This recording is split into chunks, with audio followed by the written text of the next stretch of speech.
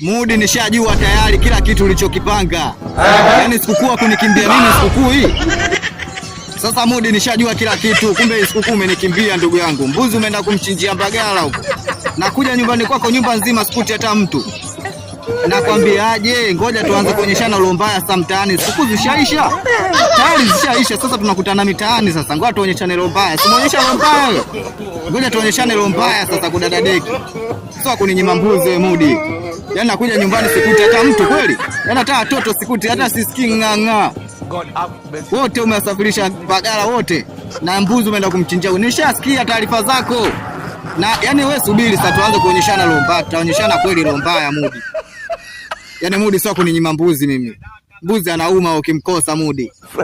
Wewe ungemkosa kwangu silonge kuuma wewe.